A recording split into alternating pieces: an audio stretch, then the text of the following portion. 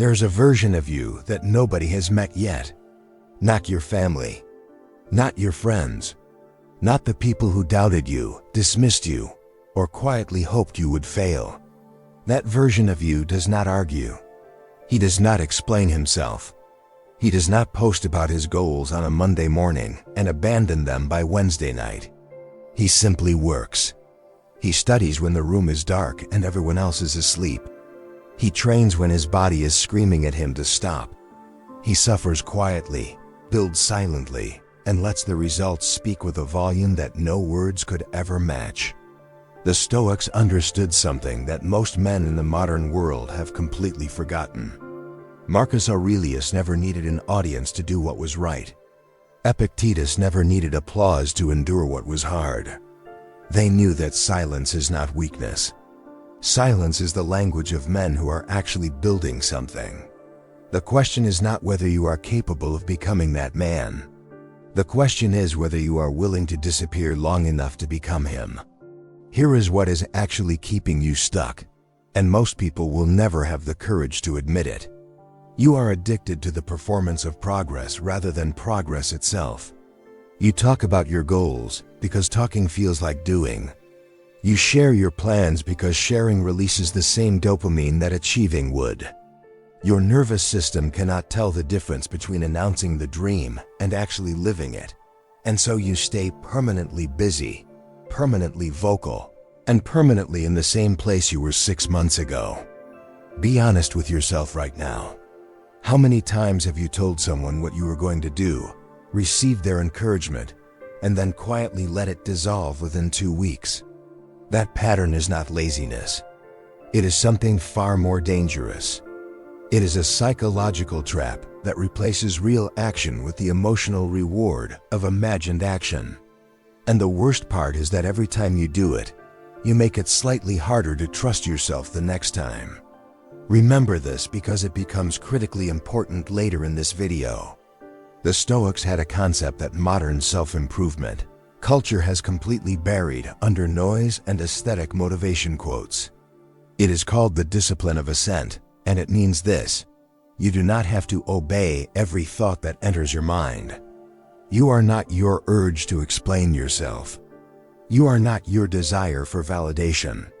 You are not the part of you that wants to announce the workout before you have even completed the warm-up.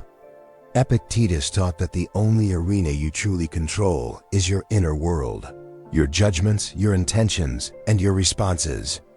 Everything else, the opinions of others, their recognition, their approval, is outside your control entirely.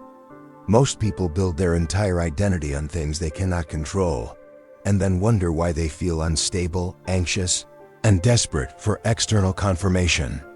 The man who understands this principle gains a massive psychological advantage over everyone around him. He stops leaking energy into conversations that serve his ego and starts directing every unit of focus into work that serves his future. This is not a minor mindset tweak. This is a complete rewiring of what you believe your effort is actually for. And that rewiring changes everything. Principle 1. Study in silence. The first principle is this: the man who studies in silence compounds knowledge the way the market compounds money. Quietly, invisibly, and with devastating power over time. When you stop announcing what you are learning and simply learn it, something shifts in the quality of your attention. You stop reading to have something to say at dinner. You stop watching lectures so you can reference them in conversation. You start absorbing information because you are genuinely hungry to understand, and that hunger is a completely different energy than the hunger for social approval. Marcus Aurelius kept his meditations entirely private. He was not writing for an audience. He was writing to hold himself accountable to a standard that had nothing to do with how other people perceived him. That journal was never meant to be published, and yet it has outlasted every empire that existed in his lifetime. Have you ever considered what you could build if you stopped performing your growth and simply committed to it? The man who reads one serious book a month for 5 years holds a completely different internal library than the man who spends those same 5 years announcing books he never finishes. We will connect this idea to something even more powerful in the next section. So stay with this. Principle 2. Train in silence. The second principle hits even harder. Train in silence, not because other people do not matter, but because your body is the most honest feedback system you will ever own. When you stop chasing the post-workout photo and start chasing the rep that nobody will ever see, your relationship with physical discipline transforms entirely. Most people will never experience this level of training because they are too attached to the version of discipline that looks good on a screen. But you are reading this because something inside you already suspects that the real work happens in the moments that are never recorded. Seneca wrote that we suffer more in imagination than in reality. The version of training you dread in your mind, the early alarm, the cold morning, the heavy bar, is always worse in anticipation than in execution. And every single time you do it anyway, you send yourself an undeniable message. I am someone who does what he said he would do. That message, repeated daily, becomes an identity. And that identity becomes a man that the world cannot ignore, no matter how quietly he moves through it. Few people discover this before it is too late. The men who understand this principle in their 20s arrive at their 30s carrying something that cannot be bought, borrowed, or faked. Principle 3. Shut up and let results speak. The third principle is the one that will cost you the most, because it requires you to do something the modern world has made almost unbearable. You have to be willing to be misunderstood in the short term so that you can be undeniable in the long term. When you stop defending yourself, stop explaining your choices, stop justifying your silence to people who were never going to understand anyway, you reclaim an enormous amount of energy that you have been hemorrhaging for years. Think about the last time you felt compelled to prove something to someone who did not believe in you. What did it cost you? Not just the conversation itself, but the mental rehearsal before it, the emotional residue after it, the hours spent replaying what you should have said. Marcus Aurelius wrote that the tranquil man wastes no energy on what others think, say, or do in regard to him. He is occupied entirely with what he himself is doing. Keep this in mind for the final lesson, because this principle is the foundation of everything that follows. The man who has learned to shut up and build does not need to announce his comeback. His results will arrive louder than any argument he could have made. And when that day comes, no explanation will be necessary. Now imagine these three principles working together inside a single life. Your life, executed consistently for 12 uninterrupted months. You study in silence, building an internal architecture of knowledge that nobody around you can see, but that shapes every decision you make. You train in silence, forging a body and a discipline that proves to you every morning that you are exactly who you decided to be. And you shut up, redirecting every joule of energy that used to fuel arguments, explanations, and performances directly into the work that will eventually render all of those conversations irrelevant. What emerges from that process is not the loudest person in the room. It is the most dangerous one.